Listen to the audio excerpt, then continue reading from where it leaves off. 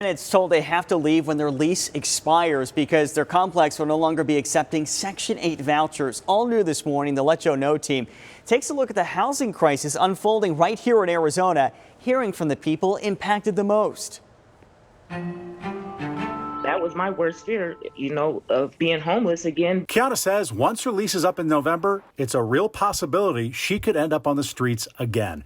She says the Belcourt Apartments, now advertised as Ellis Midtown, where she lives, is phasing out Section 8 housing vouchers. These vouchers cover a portion of the rent for low-income families, the elderly and disabled. The tenants then pay the rest based on their income. You got people that's been here 24 plus years, 30 years, and they're elderly, some of them don't even have family, let alone the means for transportation to go look. Some of them don't have internet access. What are these people supposed to do? Like Kiana's neighbor, who's 80 and insulin dependent.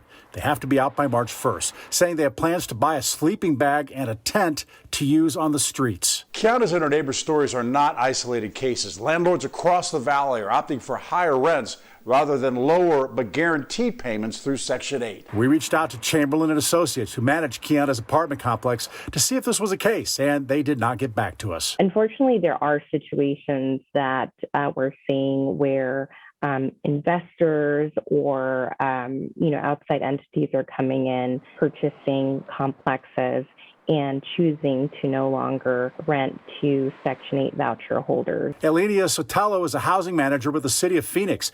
She says the city's voucher program has to follow federal HUD guidelines for how much rent a voucher can cover.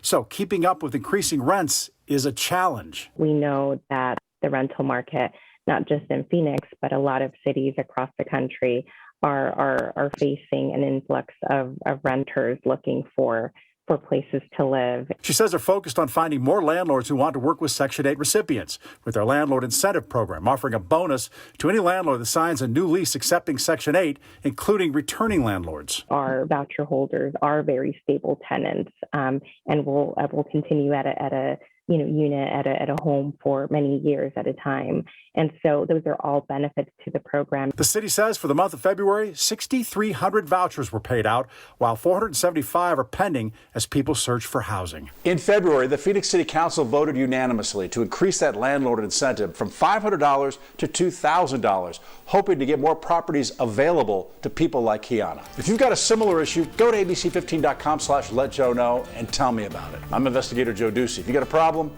let me know.